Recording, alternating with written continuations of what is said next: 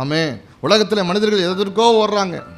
பணத்துக்காக ஓடுகிறார்கள், பதவிக்காக ஓடுகிறார்கள், நம்பர் 1 பொசிஷனுக்காக ஓடுகிறார்கள், பெரும் பெரும் காரியங்களை சாதிப்பதற்காக சாதனையாளர்கள் ஓடுகிறார்கள்.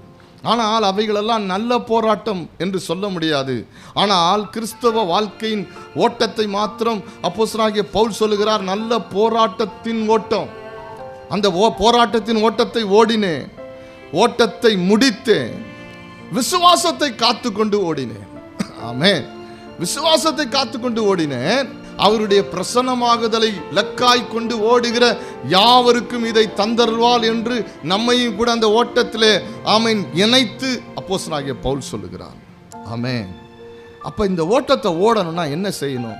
ஓடுகிற உங்களையும் என்னையும் பார்த்து சொல்லுகிறார், உன் சொந்த பலத்தோடு இந்த ஓட்டத்திலே நீ ஓடி ஜெயிக்க முடியாது, லக்கை அடைய முடியாது, ஒரு கிரீடத்தை பெற முடியாது. நீ ஓட வேண்டுமானால் உனக்கு தேவை ஒரு தேவ பலன் தேவை. தேவ பலத்தோடு நீ ஓட வேண்டும். கர்த்தர் சொன்னார், நீ தேவ பலத்தோடு ஓடணும். அல்லேலூயா. இந்த கூட்டத்தில் அமர்ந்திருக்கிற அருமையான சகோதரனே, சகோதரிகளே, உங்களுக்குள்ளே ஒரு தேவ பலன் தேவை.